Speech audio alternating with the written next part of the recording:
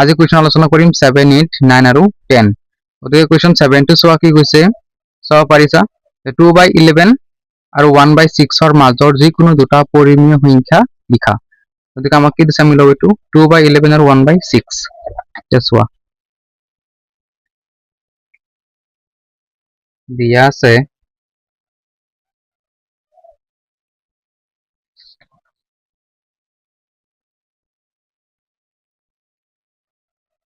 Question 7 ৰ কি solution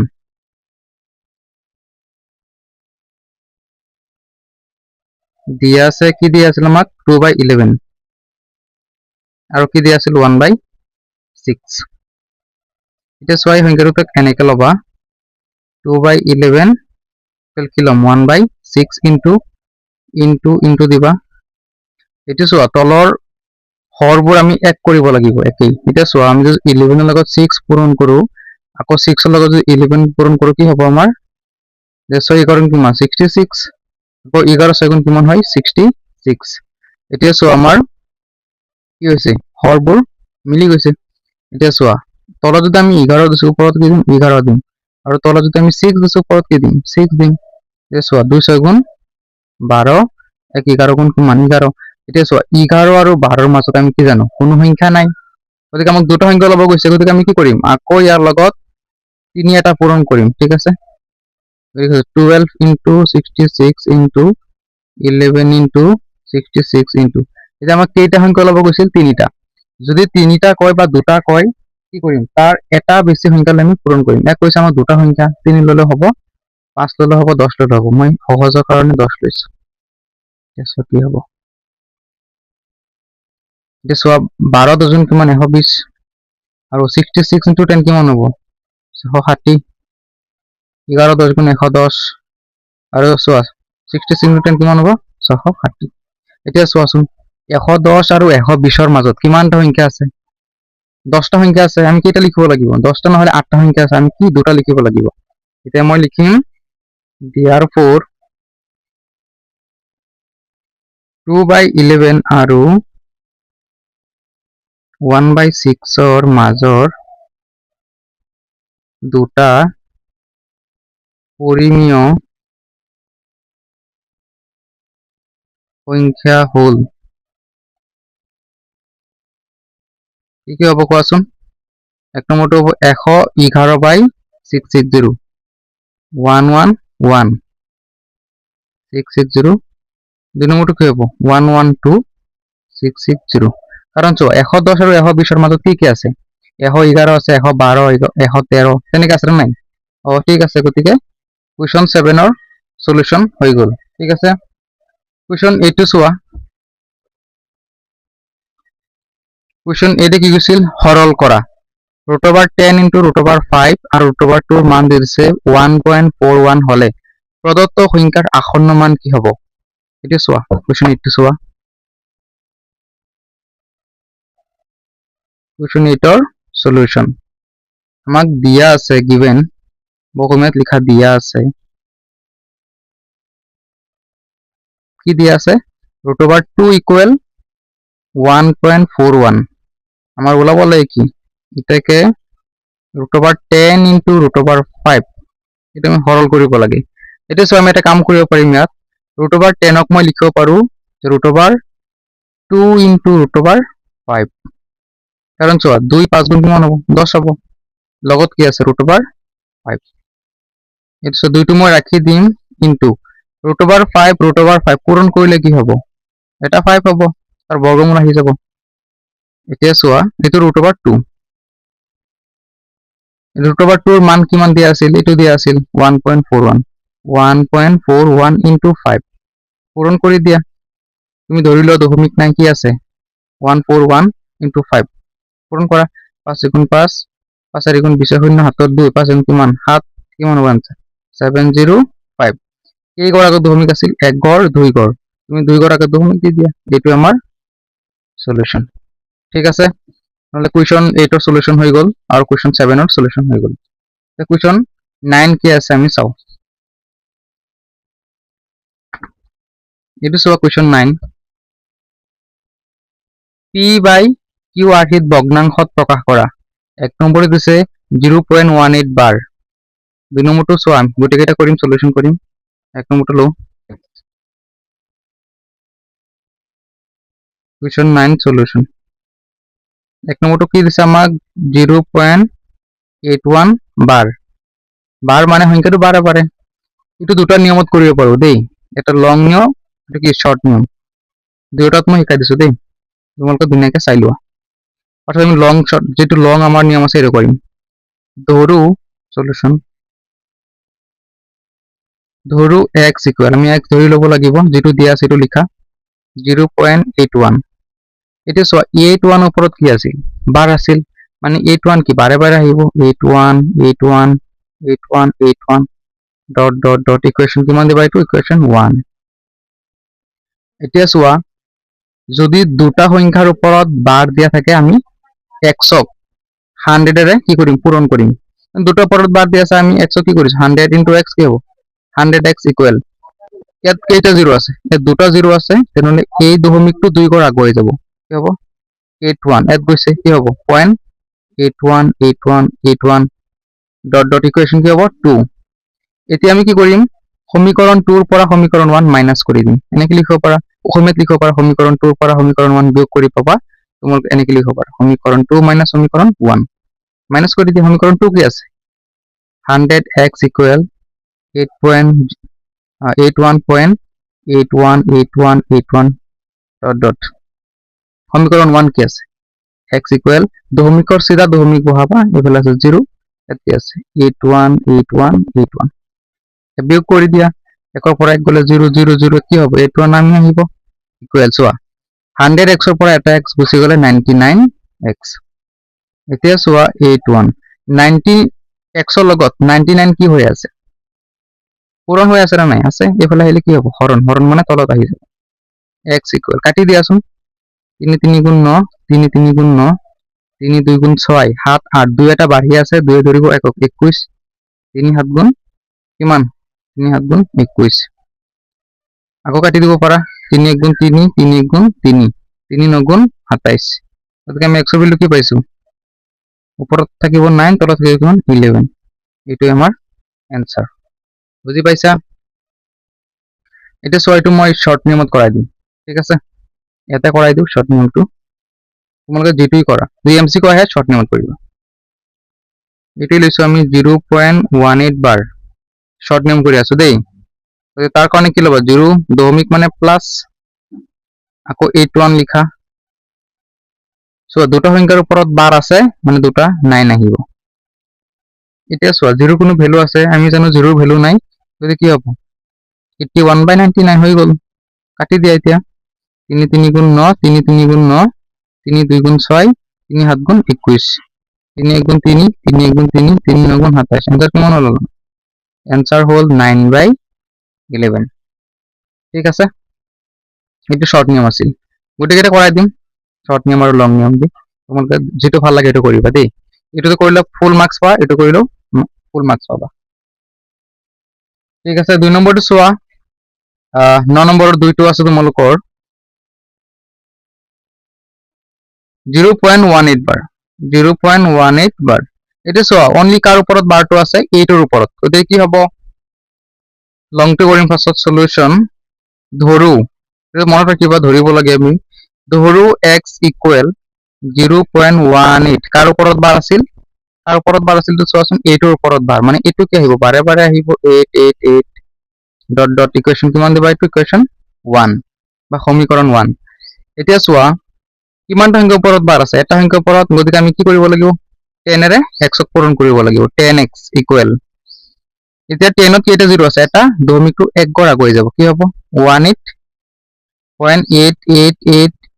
equation কি হ'ব এইটো 2। সমীকরণ 2 ৰ পৰা সমীকৰণ 1 বিয়োগ কৰি পাও,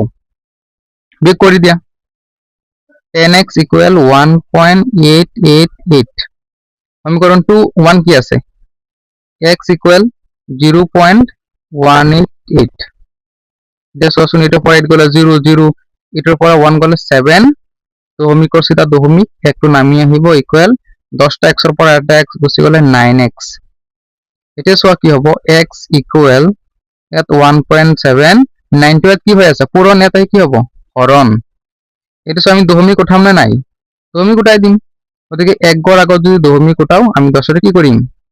তলত পূৰণ কৰিম 10 9 গুণ কিমান হ'ব 90 ওপৰত 17 এটা আমাৰ आंसर এইটো আমি কি কৰিম শৰ্ট নিয়ম কৰিম চোৱা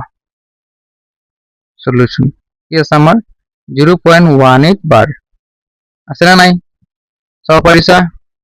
আমি কি কৰিম এটা শৰ্ট নিয়ম কৰি আছো দেই গতিকে আমি কি কৰিব পাৰিম চোৱা ইকুৱেল 0 পয়েন্ট মানে কি আছিল প্লাস 18 ইকুৱেল কেইটা সংখ্যাৰ ওপৰত বাৰ আছে চোৱা এইটোৰ ওপৰত বাৰ আছে এটা 9 আহিব এটা 9 আৰু যাৰ ওপৰত বাৰ নাই তাৰ কাৰণে এটা 0 আহিব আকৌ একটা কথা আছে যাৰ ওপৰত বাৰ নাই সেই সংখ্যাটো ইয়াৰ পৰা মাইনাস হ'ব -1 কাৰণ 1 ৰ ওপৰত বাৰ নাই তাৰ কাৰণে এটা 0 আহিছে 1 ৰ ওপৰত বাৰ নাই তাৰ কাৰণে কি হৈছে 1 টো ইয়াৰ পৰা মাইনাস হৈছে বাকি সেম 0 কোনো ভ্যালু নাই বাদ দিয়া এইটো তুমি 0 টো হলো কি মান আছে 90 ইয়াৰ পৰা 1 এটা বিয়োগ কৰি দেখি কিমান হ'ব 17 গতিকে এইটো পাইছো না নাই চোৱা এইটো লং পদ্ধতি আছিল এইটো কি শৰ্ট পদ্ধতি গতিকে যেটো ভাল লাগিছে সেইটো কৰিবা ঠিক আছে কোশ্চেন 3 টো চোৱা नॉट 3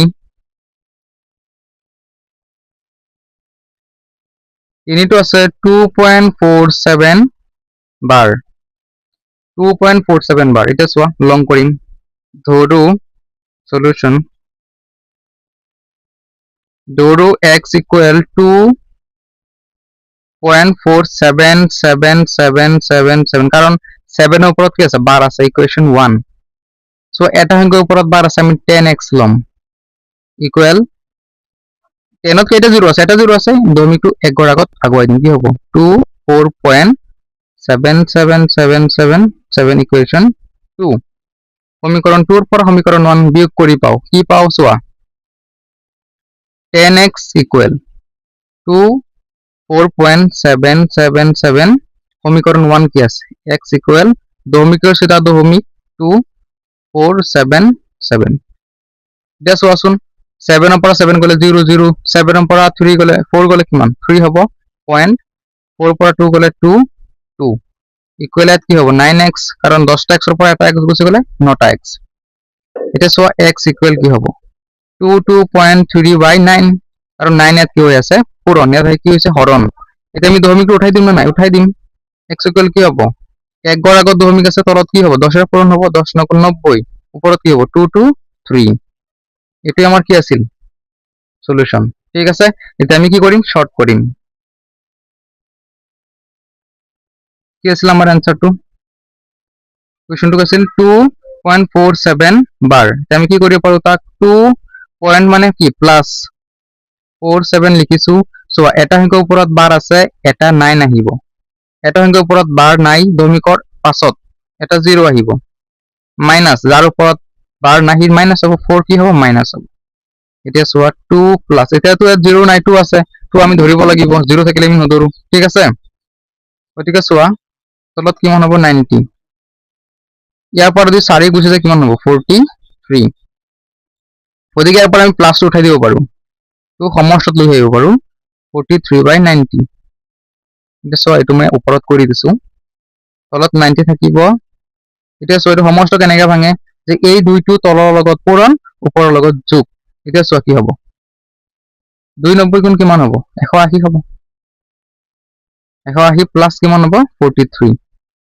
কিমান হ'ব যোগ কৰি দিয়া 3 12 2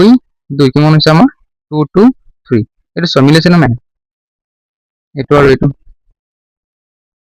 চাইছা গতিকে এটো আমাৰ কি আছিল आंसर 4 নম্বৰটো চোৱা 4 নম্বৰটো আছে 2 পয়েন্ট চাও পাৰিছা ন 4 নম্বৰটো আছে 2.4431 বাৰ